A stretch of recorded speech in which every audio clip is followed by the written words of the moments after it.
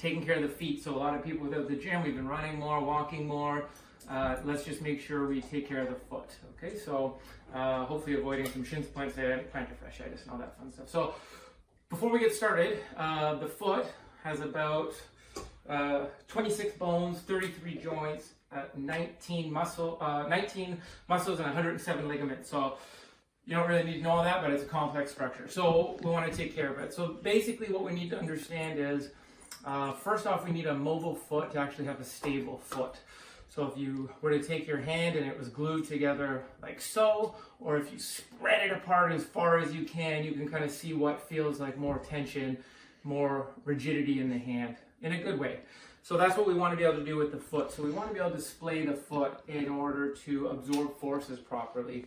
Essentially, plantar fasciitis is when we have too much vibration going right up through the heel, and it literally starts vibrating so fast that it starts to come off the bone a little bit, not a lot, little micro tears, and it starts to get inflamed.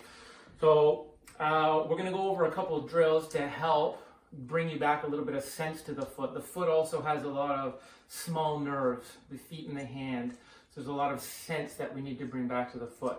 So just to demonstrate quickly, what we want to be able to do is essentially this big toe extending is an important part of a gait cycle. You can see as I lift the toe up, it increases the height of the arch. So essentially I'm bringing this called our first ray, the space between my big toe and my heel closer together, and thus lifting the foot up. And this creates a bit of shock absorption. We also get a little bit of stored energy so I can spring into my next stride without using as much energy, so to speak. So I could show you a quick little cool drill if only I had a shoe. Oh, where the heck did that come from? So it might be hard to see, but if you look at the bottom of your shoe, what you want to see is ideally a little more wear on the big toe, which typically says we're getting a good spring or push off the toe, and a slight crease right around where the big toe is. Again, these are just some signs you're pushing off well and getting that big toe to extend in gait. Okay, so there's a lot of compensations that can come from that. We won't get into that. Let's just get into kind of the meat and potatoes here. So what we're going to start with, the first thing is just rolling the foot. Okay, so I'll try to cover off some things that don't require too much equipment. So what you're going to need is just a little lacrosse ball or tennis ball or orange hockey ball. It is Canada, you might have one. So as I mentioned before with the hand, it's important to get the toes to be able to move and spread. If your toes are really gummed up, and my dog Obi-Wan is probably going to try to get this ball. So if your toes are really gummed up, what you can do is, here, get that. What you can do is take a sock and kind of weave it through your toes a little bit. You don't have to do this, but it just helps separate those toes a little bit and can make it a little easier to get into the soft tissue underneath the foot. Okay, so whether you're going to use that sock or not is up to you. So from here, I'm essentially going to roll what's underneath what are called the base of the metatarsals, or just below the ball of the foot. And I'm going to spend some time here, and I'm going to roll down the outside edge of my foot as well. Not quite rolling over the heel, because we don't want to, if that tendon's slightly inflamed back here, we don't want to aggravate it. So I'm going to come here under the inside arch, outside arch of the foot, and I'll just demo quickly. So I'm going to try to spread my toes a bit. You might have that sock in there. So I'm going to go nice and slow. And what I'm working here is just side to side. I'm keeping my heel down. I could also look at gripping and extending if I'm on a spot that feels particularly tender. Again, going side to side, I can pause on a spot. And what I'm really doing with rolling tissue is trying to improve the slide and glide, how that tissue moves over other tissue. Okay, so again, you can spend about 30-60 seconds. Then I'm going to, over the whole foot, about 60 seconds, let's say. So then I'm going to come down here, and I can do the same thing. I can start little side to side.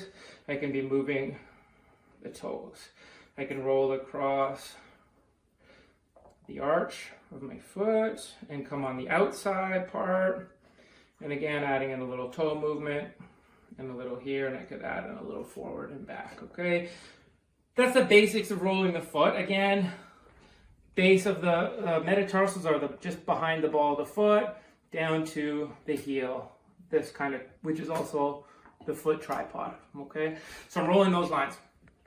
From there, what I'm going to get into is now mobilizing the big toe. The big toe is super, super important in gait. Okay, so I can either use this ball right here, no problem.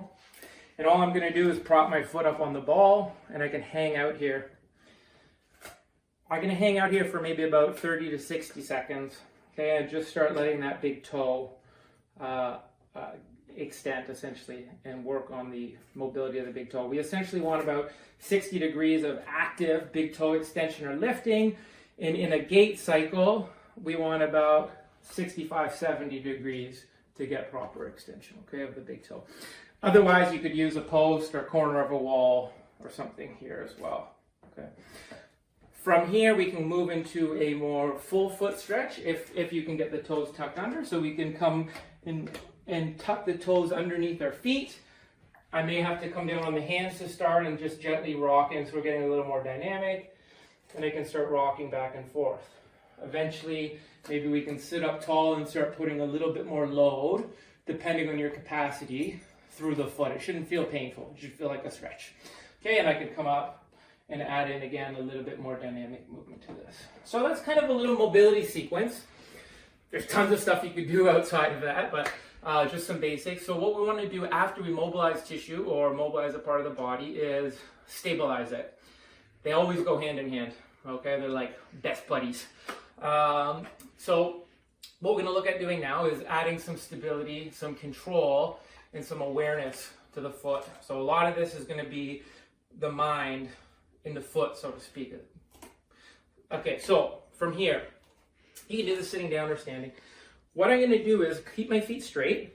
The first thing I'm going to do is basically I'm going to think about rotating my ankles and my knees in towards each other as far as I can without my toes scrunching up and without my feet spinning.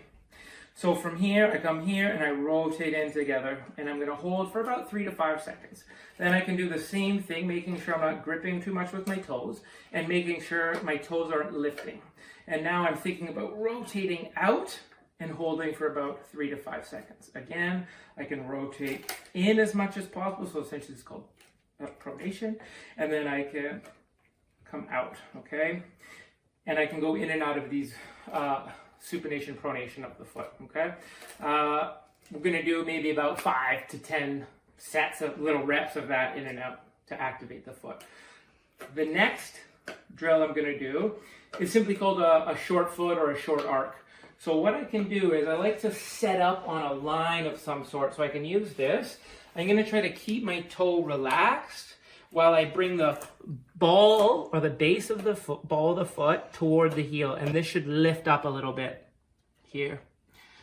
And I'm going to hold, again, maybe about 5-10 seconds and relax. You can see I'm essentially making my foot like a size smaller so that now I've pulled it in so the arch has to go up.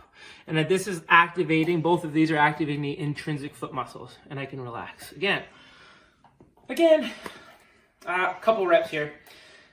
Don't need to do a ton of this stuff. It's better to do it before you go for a run, activate the muscle of the foot, maybe throughout the day. The last thing I'm gonna do, I like to call it toe yoga, is just getting some movement at the toes, and again, getting that mind muscle. It'll seem like some crazy magic stuff at the start, but if you stay with it, you'll be able to do it. So the first thing we're going to do is just try to keep all 4 toes down and lift the big toe. And again, I'm just holding for a second or 2. Then I can push the big toe into the floor and lift my 4 toes. And again, I'm cycling through that, just paying attention. How does it feel when you do both feet? Does one foot lag? Does one toe lag behind the others? Okay, from here, if you want another progression, we can start going kind of 1 big toe and then try to just put the 2nd toe, 3rd. You can see my pinky toe wants to go there, 4th, and then set. And you could do that in reverse. Lift the big toe, 2nd, 3rd, 4th, 5th. And I'm trying to spread the toes as I do that. So that's a little toe yoga. There's tons of other little variations you can do. I hope you found this video slightly informative. Hopefully it helps you out. Get outside, get some fresh air still. And again, any questions, you can shoot me an email or message me on any form of social media. Hope this helps you out, and enjoy your day.